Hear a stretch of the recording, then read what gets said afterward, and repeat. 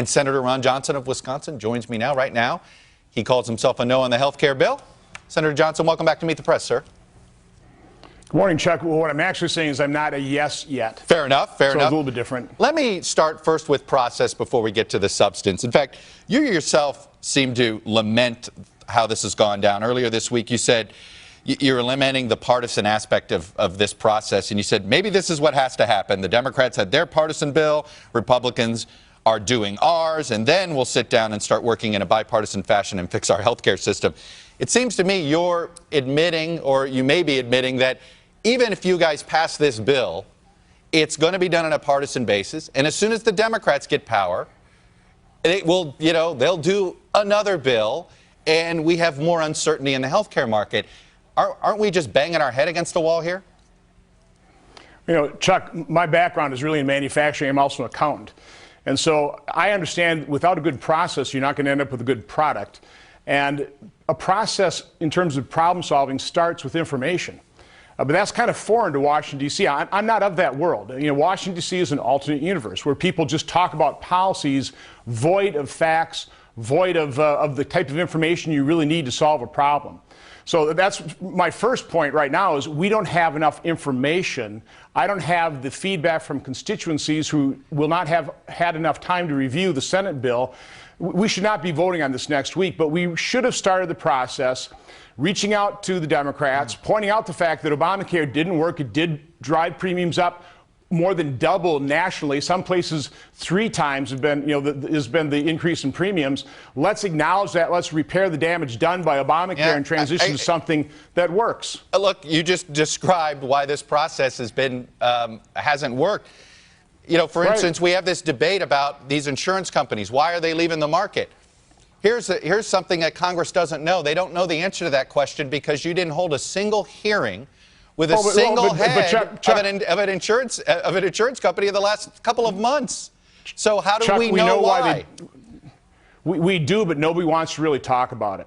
We know why these premiums have increased. I am reminded by, remember President Bill Clinton talking about Obamacare as a crazy system? And he started talking about the people that are busting it, sometimes working 60 hours a week, and then they're left with premiums that have doubled and their coverage cut in half. Those are the forgotten men and women in this entire health care debate, but we know why those premiums doubled. We've done something with our health care system that you would never even think about doing, for example, with auto insurance, where you'd require auto insurance companies to sell a policy to somebody after they crash their car. States that have enacted guaranteed issue, which is the guarantee for pre-existing conditions, it crashes their markets. It causes these markets to collapse. It causes premiums to skyrocket. Now, the good news, Chuck, is you can actually address people with pre-existing conditions without collapsing markets. It's by properly designing high-risk pools. Maine passed guaranteed issue, and what they had to do is they had to institute an invisible high-risk pool. But we don't have the courage in Washington. We don't have the honesty to talk about these things with real information, real facts, go through that problem-solving process, information, agree on achievable goals, then set the strategies, then pass the legislation. Look, isn't some of the problem here the rhetoric that gets used? And I'm going to use you Absolutely. I'm going to use you as an example here. I want to play for the rhetoric you used during your re-election campaign. Here it is. This is our shot. We're not going to be able to repeal Obamacare the next time. This is our shot. And yes, you bet I would repeal it in a heartbeat. And then this is what you said in January. No, but this is what you said in January about that rhetoric. It's way more complex than simply repeal and replace. That's a fun little buzzword, but it's just not accurate. The point is, during a campaign, you used that fun little buzzword, and your constituents are hearing that buzzword, and then they're looking at this now and saying, you've been promising repeal and replace on the campaign trail for 7 years as a party. Now, you're being realistic, I think, in the January statement, when there isn't an election coming. But isn't this part of the problem in that you use one set of rhetoric during an election year, and then when you need a pragmatic process, the constituents don't buy it? Well, the problem, Chuck, is on shows like this, you get a couple minutes and you have to condense what you want to do. No, I would repeal all of Obamacare, and I would replace it with something that would actually work. Focus on repairing the damage done. That's those skyrocketing premiums. Those are the collapsing markets. That's addressing the forgotten men and women. But, here's some other inflamed rhetoric. You said it yourself, slashing Medicaid. Now, that's Washington speak. My definition of a cut is spending being reduced year over year. We don't have the final figures, but any projections that I've been working with, regardless of the bill, I don't see anything other than a reduction in the growth of spending. So let's be honest about what we're talking about here. We are $20 trillion in debt. Over the next 30 years, according to CBO, another $129 trillion of accumulated deficit. We are mortgaging our children's future. A compassionate society doesn't impoverish future generations for benefits in the here and now.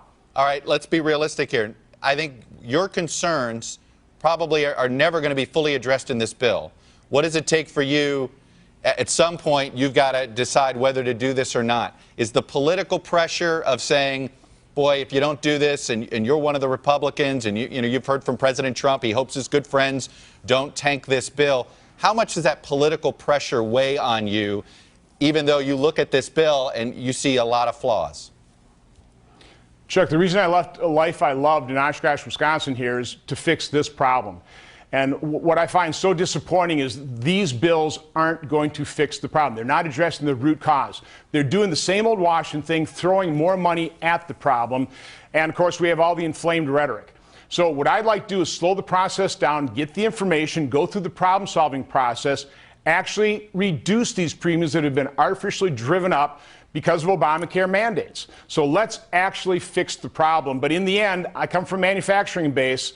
I will look at whatever I'm forced to vote on, and I'll ask myself, is this better tomorrow than where we are today? Is it continuous improvement? And that's what will guide my decision. So you don't like this process, but you're not willing to be the vote to delay things, to force the process to get better?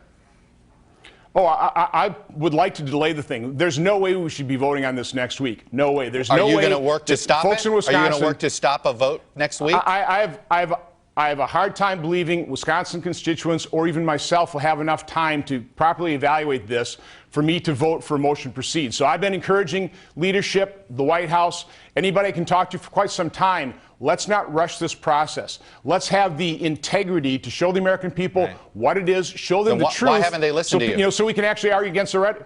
Well, maybe they will. Okay, well, we're going to find out this week.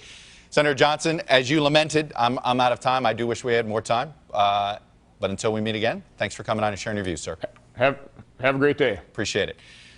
Hey, NBC News fans, thanks for checking out our YouTube channel. Subscribe by clicking on that button down here, and then click on any of the videos over here to watch the latest interviews, show highlights, and digital exclusives.